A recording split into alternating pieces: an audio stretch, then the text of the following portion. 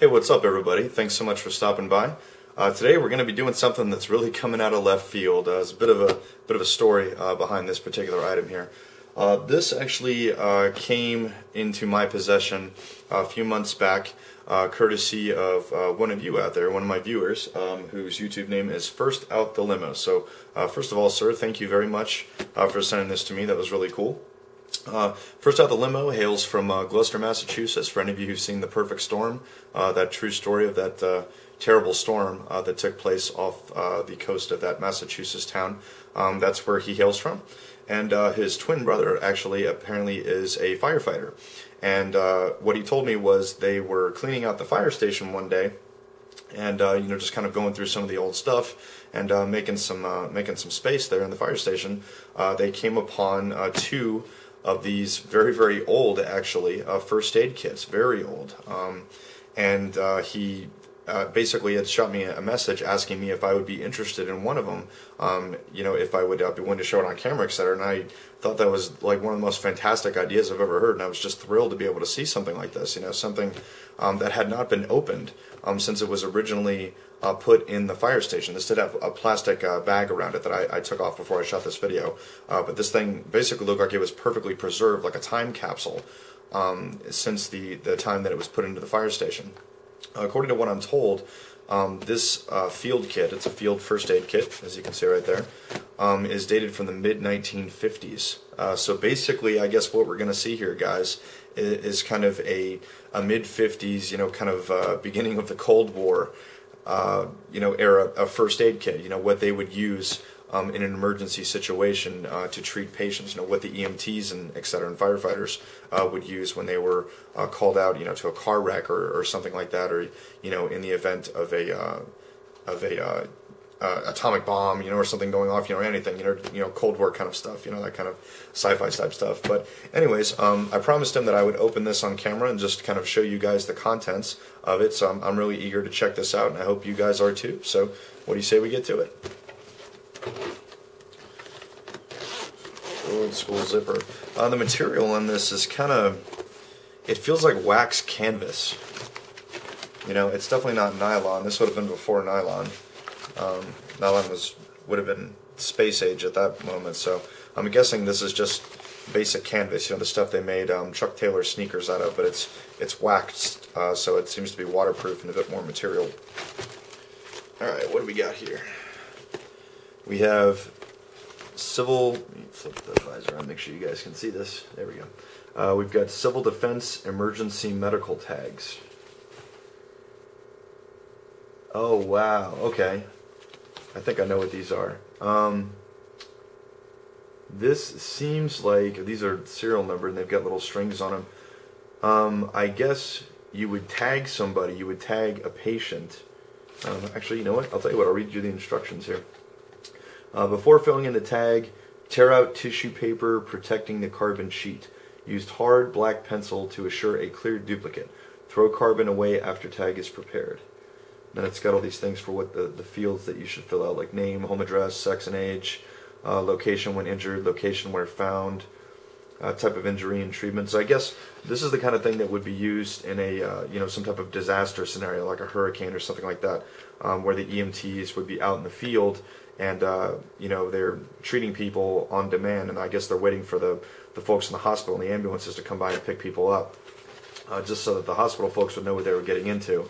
I guess they would fill out this form here with the person's age and name, their injuries and etc., so that when they got to the hospital, the doctor wouldn't have to waste time, diagnosing them. They'd have all the information right here, so they could, get to assisting the patient. So that's really cool. It's got the state of Massachusetts on the top there. Okay, what else we got? We got dyed sterilized dressing, first aid camouflage, large. I gotta see this. I think it might be in wrapping, but I just want to see what it looks like. Okay, cool. It's just in a sealed box. I don't think I'm going to open it. I'm going to kind of leave it as is. It says, dressing, first aid, camouflage, large, dyed, sterilized dressing. Red color indicates backup dressing. Put other side next to wound. Wow. This is almost like a cartoon, man. Acme Cotton Products.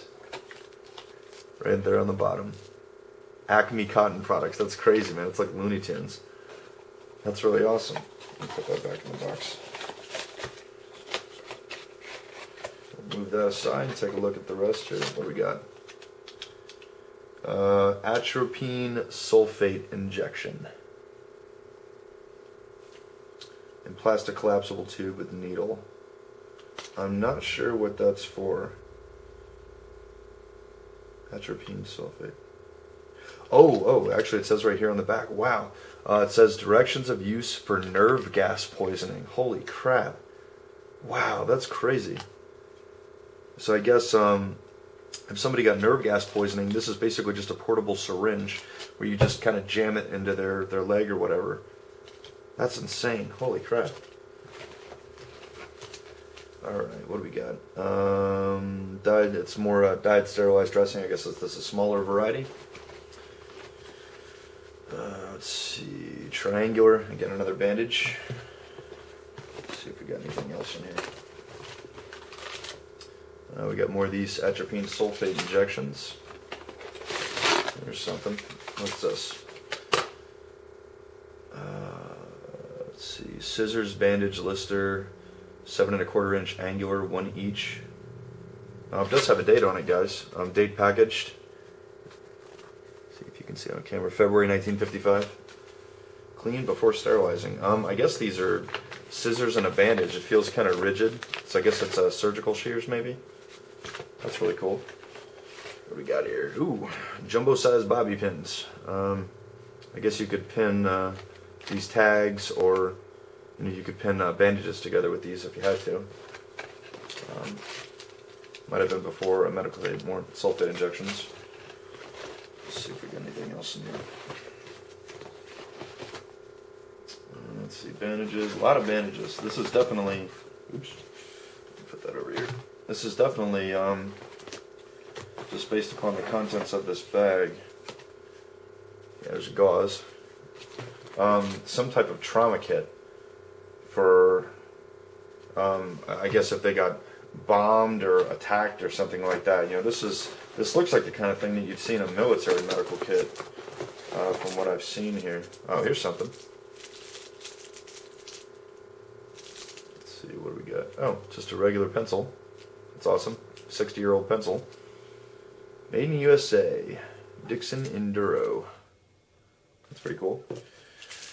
And let's see, we got some other type of thing here. It says effective, it says skin marking pencil. Effective in the presence of fuel oil, grease, seawater, or perspiration. The skin pencil will maintain legibility when used through fuel, tar, etc. if left for 60 seconds without smearing. Marking will remain legible for 24 to 48 hours. Made by Wolf X-Ray Products Incorporated in New York. So I guess if you just needed to mark someone, you know, where they're injured, like broken arm or something like that, you know, when you're waiting for the medics to come on scene, I could see something like that being useful. That's really cool. That's kind of old school American ingenuity and technology here, because this is what they had available to them in the 50s. Before all the modern stuff that I guess we kind of take for granted. The rest of it, guys, I'll just give you a little look inside the bag. It seems to be primarily bandages, etc., kind of more of the same of what you've seen, just gauze and sterilized bandages, things like that. I would imagine these things probably aren't much good anymore. Ooh, here's something. Oh my god, I've never actually seen some of these before. I definitely know what they are, though. I'm sure you guys can figure it out based on the diagram. These are smelling salts. It's a ammonia inhalant. I guess, you know, like you see on in the old movies and TV, you take the ammonia cap and you snap it and you wave it in front of somebody's face, and ammonia's got a pretty strong smell, and that'll wake up just about anybody. So that's cool. I've never actually seen these before. I don't even know if they use them anymore. Yeah, I would think they didn't, you know, because ammonia, when you inhale it in large quantities, can be lethal. Ammonia gas. Let's see. Boric acid ophthalmic ointment. I'm not sure what that's used for. It doesn't say. Ophthalmic. I don't know. Yeah, that seems to be just about it, ladies and gents.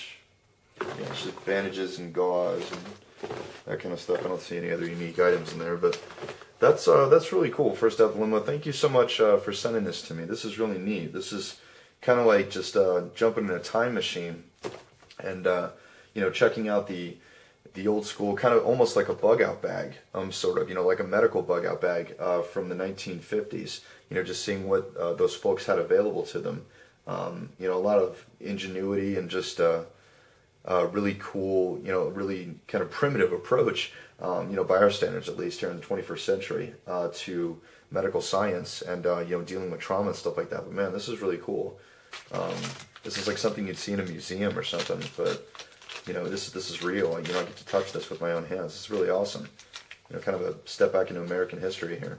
But anyways, thank you so much, First Up Limo, for sending this to me. I hope you guys have enjoyed this.